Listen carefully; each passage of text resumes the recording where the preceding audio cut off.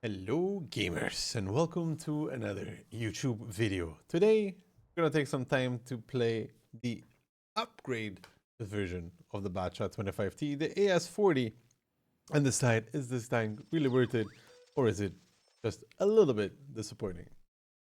So what is there to say about this tank, the AS? There's not really an armor model review because, it doesn't have any armor model. The first things to note about this tank is that it's honestly kind of big, right? And it may remind you of the Arlequin in Still Hunter. Like kind of like an Arlequin Charfutur combination is what the AS strikes me as. Those two things at the back are your ammo rack, and yes, they are a hitbox, and yes, people can hit them, and yes, you will be ammo racked through them. Those are the easiest questions out of the way. You have two ammo types, APCR, heat, and then of course some HE, but plenty of ammo. The APCR is very slow, to be honest, and the heat is even slower. So 1,000 meters a second and 800 meters a second, honestly, pretty bad. When this tank got announced, I think I was defending it pretty highly because, there's a very high comfort level ability, which is still true, the ability to interrupt reload whenever you want to and reload however many shots you want to is very high comfort. Sadly, this tank has a lot of drawbacks that keep it from reaching really any sort of interesting potential, to be honest. We had an absolute banger there on the hacker, and you see this is the thing here. We were able to reload, but we we're also able to interrupt it whenever we want to. We hit his track. I think he already repaired his fuel tanks. No, he didn't. Secondary track as well on the hacker, and he's just having a bad day. So yeah, of course, because this has 5 shells, right, just like the Batchat with higher alpha, it was 420, you are able to one clip a lot of things. Now the issue with this tank is getting yourself in those scenarios where you are able to do not 1, not 2, but 3 clips, for example, or more. If 6k is the DPG potential for the highest performing tier 11s, then this one is quite a margin away from that, and that's mainly down to the fact that the gun is really underwhelming for this type of tank, to be honest. And especially also the backwards gun depression, you can see it here, is extremely annoying because you don't have any, which means that sideways and frontal peaks are your only possibility to shoot anything at all, which is very annoying. That goes against comfort on this tank altogether, just because there's going to be a lot of scenarios where, even when running away, you can't really shoot the opponents, and you can see the shells flying, going kind of anywhere. This tank is I played a bunch of battles to get to the 3 that you're watching. I think I played like 20 games or something, maybe even more, and a lot of scenarios it just kind of explodes. It has a lot of module damage as well. Then tended to have a lot of ammo racks as well. But occasionally there's this spark of magic, and of course this tank is very easy to technically buff if you want to. You just have to make the gun a bit better. You can see here though, like, this is super amazing and super comfortable to have that opportunity to decide yourself when you reload, interrupt the reload, and always be basically ready to engage again. That factor makes it a lot more enjoyable in a way than the bat, because with the bat you always have the issue like, okay, I fired 2 shells, I have 3. Do I hold these 3 shells or do I go for a long reload? Well, no worries with this one, you decide yourself. So very comfortable. We're going for the AS here. We're not finding anything, but in this battle, because we were able to get that initial clip on the in his hacker, it was pretty good. Starting damage. We gotta run away here because obviously the 183 is chasing us. That is something that you need to be careful about. But that's the thing as well. Again, it's not that bad to disengage and come back in, because you simply come back in with fully reloaded clip. That's the difference again from regular clippers, is that disengaging and not forcing the trade is not necessarily a bad thing, because you're not really losing out, which you would be doing with other tanks altogether. And of course, close range combat, if you start clipping, if you get the clip, it's going to work wonderfully, simply because, well, it has 5 shots, it has 400 alpha, and with that 400 alpha, you're able to do pretty nice amounts of damage rather quickly. So with these 3 clips, We are up to 7.5k damage pretty effectively, very quickly as well. And this is again, of course, the comfort of this tank. Is what you'll see at the end here is that you're able to bounce, no, or actually hit that one. I thought it would bounce. You're able to reload the 2 shots, shoot, and you're not really missing out on end game damage that way either, because if you think the target is going to die, you just interrupt the reload, give him the shells you have, and move on with your life. So in a pretty quick 4.5 minute battle on the AX, we got a pretty good result as well. 8.5k damage, not too shabby whatsoever, exploiting the map to our advantage and getting a pretty good result out of it as well, together with a little bit of assist. Quick, but yet very, very effective. So second replay is one on Manaheim line, actually, in a tier 11, tier 10 battle. A battle that we are going to be going north towards. Normally, I would almost always go south, but with this tank, you can't really go south. On the equipment choices, I played the same setup here as I used to play on the bad HP vents and stabs, with a vents directive. The other ones with low noise instead of vents, which is the one I end up picking here as well, with a camo directive for extra camo, because the camo, as you saw in the comparison to the bat, it does suck in comparison to that, which is true, which would be, excusable if the gun was good, together with a high level comfort of ability, but in this one it's probably undertuned a little bit towards the more underpowered side. You might want to pick that up a little bit if you're wargaming when you're looking at this. So far in the medium department, you have just a hacker, which is amazing, and then everything else is kind of like, to be honest, not really interesting or well performing. Going on 1-2 line here in the beginning, we like to knock over these threes, simply because it gives you a camo spot, and you can see just like how much I'm struggling still, because I haven't learned the tank 100% with the gun depression, which is just non-existent behind the back, and it's very tall towards the front as well, so it's hard to put yourself in a position where it's like nice to play around, but with the bad shot pushing up, we'll decide to abandon that as well. So that's like in general the kind of thing with this tank that will be annoying, is just general positioning because of its size, because of the fact you can't peek with your ass hanging out, and that is honestly kind of annoying. However, in return, you could still become the average, for example, Charfitur or bad shot player. You YOLO, you auto aim, and you do one clip and you die. So, if you want to turn into an ICBM, you can, surely. Trying to get some shots here with this APCR, and are able to do it as well. Find 2 pens. We can see final accuracy there, not amazing. 2 misses, 2 hits, 50-50. So, nonetheless, it could be better, it could be worse, to be honest. And in this battle, I think we were yolling around the place quite often, trying to utilize our shells. We're gonna chase down the Borken Kafer in his little lights. You can see we interrupt the ability here. He gets tracked, he gets held, and then he gets rammed. I think because of its size and even weight, it can actually ram light tanks pretty easily. I mean, most tanks can ram light tanks pretty easily, but this has a lot of speed, violence, and momentum coming into it as well. With 2k damage for 500 in return, that's pretty good. I think this is where we make the mistake of trying to chase this EBR, but I think we also wanted to ram him. So we take a Dravek shot, and we're going to drop down the rocks ourselves as well. We chase down the CBR, take a lot of damage in return for this, honestly, way more than I would want to. And as a result of that, we're now on 482, but I've always been told I play best on low HP, so that's exactly what we're going to go for. But this showcases the vulnerability of this tank, of course, that you saw module damage, you already saw me get armoured before. It's very easy to die, to be honest. It's very squishy, and because of its non-small profile, like a Brass, for example, has a nicely small profile, hard to hit, very easy to miss. This, most people are not going to be missing you. Luckily for us, the AS of the enemy team decides that it's his time to go as well, kills himself, and we take that damage for relatively free.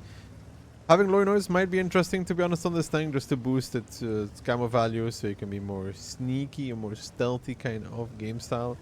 And yeah, intuition does work on this tank as well, fully. So once you reload all 5, you can intuition. It will pull back up the ammo rack, and it takes about like 5 seconds. Switch all the shells. You can see in general here the gun really not too reliable, to be honest. We missed those first 2. And I'm gonna be real, with a bad shot I feel like we would be hitting those. In return though, we hit that.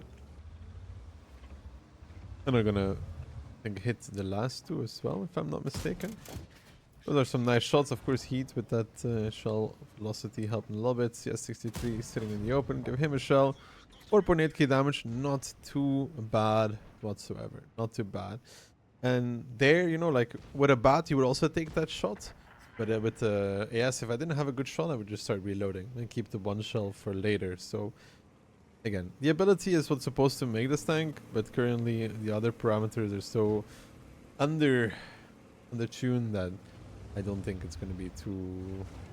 People are going to be putting too much highlights with this. I mean, of course, there's the 15,000 damage replay that everybody saw, because literally every YouTuber uploaded that one, every single one of them, I think, without exceptions. So yeah, sure, like there's going to be the 1 in a million, 1 in 10 million battle where the tank, you know, just gets to clip over and over and over and over again. But we're not looking for the one-time highlight. We're looking for the overall consistency, which again in this tank it will be very, very, very hard to be consistent. I struggled with it a lot as well. But you know, again, the ability is very fun though, simply because not having to wait ever is just a really, really fun thing, and good for an autoloader like this. It will, because of that, not be the most annoying thing, but still, it's, you know, definitely towards the lower end of the spectrum.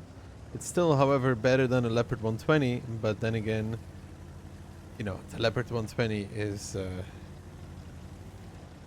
well, you know, it's a Leopard 120.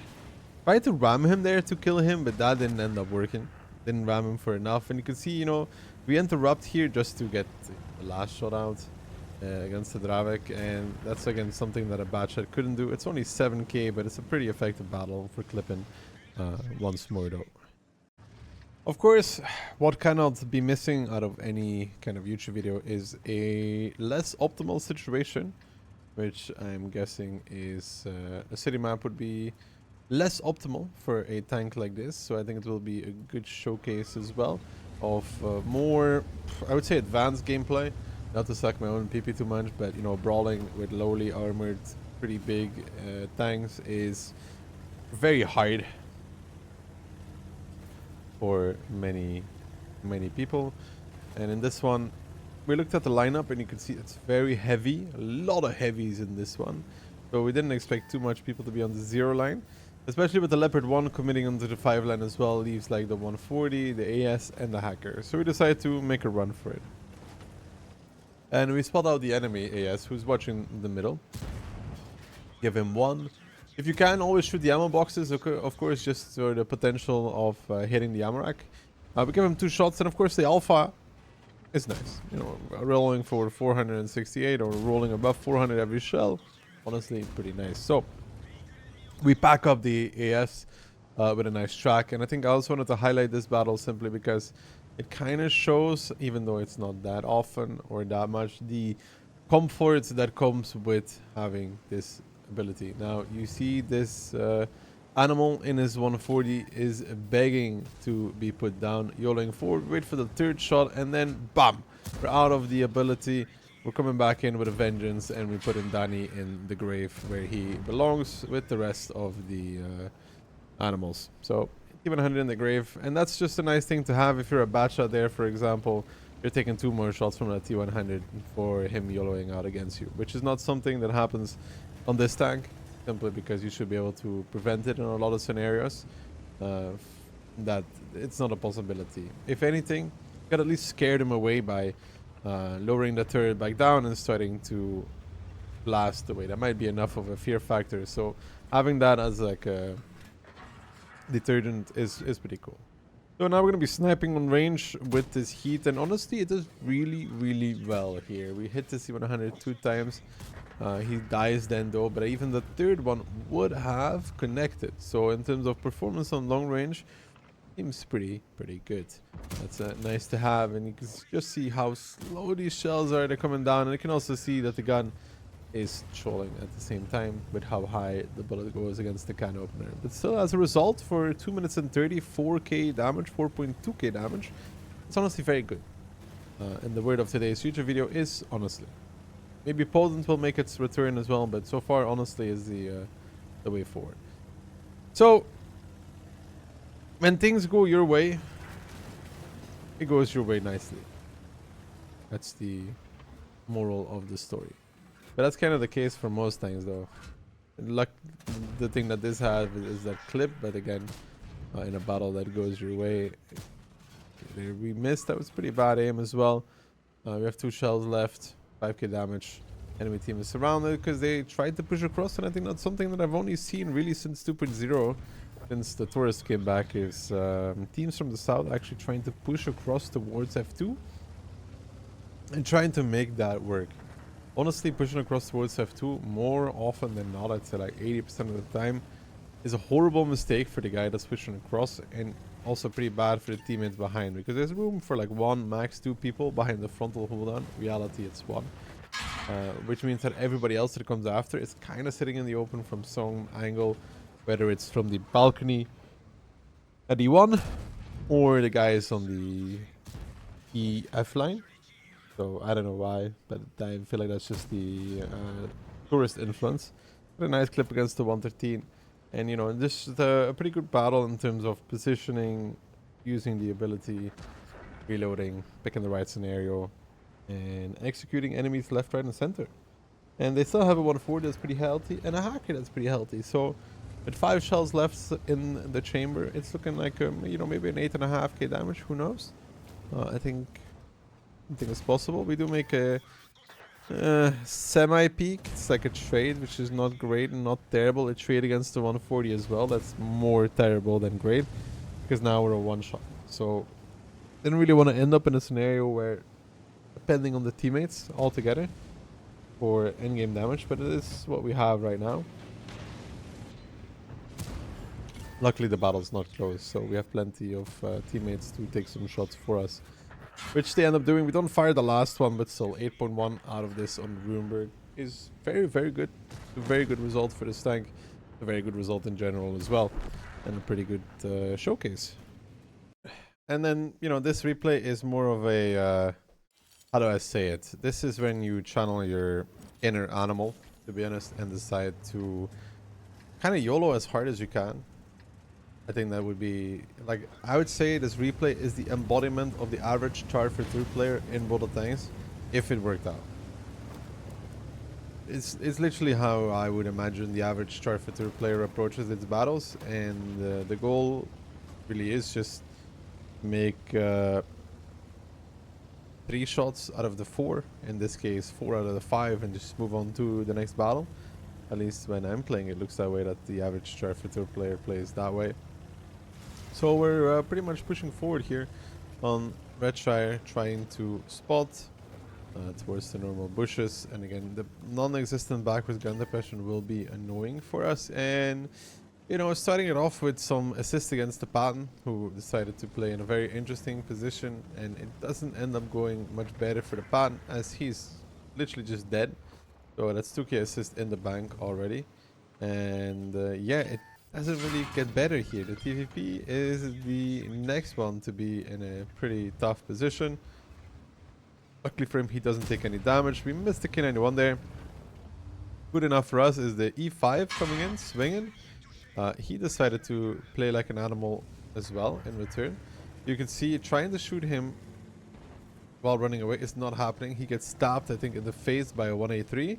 And we simply go back in as the average short for 2 player, auto-aiming our shots, killing him as well. The TVP comes in, he kills himself as well.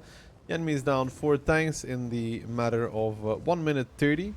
And at this point, I think the average short for 2 player would already be extremely excited about what has happened in this game, because, you know, that's just like 6k combined.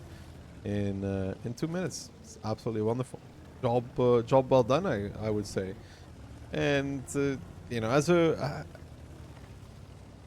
this is more like you shouldn't do this. Yeah, like this is more of a what not to do in the AS than what to do in the AS, because you know, there's going to be a lot of games in which you are dead for this already. It just ends up actually working in this case. And the Leopard one has gotten inspired as well, I would say, and decides that he's also going to be YOLOing forward. And yeah, I'm just, you know, to be honest, at this point, I don't care who's shooting me. I don't care what's shooting me. Just got to clip out the FV. Because that's exactly what the average chart for third player would also do. And it ends up working. Clipping out the FV, he's dead. It's 7-0. K91 is the next one, interrupting the reload because he's getting pushed as well by the PZ, so you just want to make the shots. And yeah, the YOLO never stops. So in a matter of 3 minutes, we have 6.3k assist and 3k damage. So who needs a light tank when you have an AS40 that can spot with its face? So, you know, I hope that watching this replay made all the Charfighter players out there in the world very happy and proud that I channeled their inner animal and YOLO as hard as I could and made it work as well. And then, of course, the dying moments, we get to enjoy the final clip, which is a very nice thing to have, of course, is that auto loader. Those 5 shells just to pad the statistas a little bit more at the end, hitting all 5. Quick 11k combined in a 3.5-minute battle. As always, gamers, thank you very much for watching. Hope you guys enjoyed the video. I'll see you in the next one.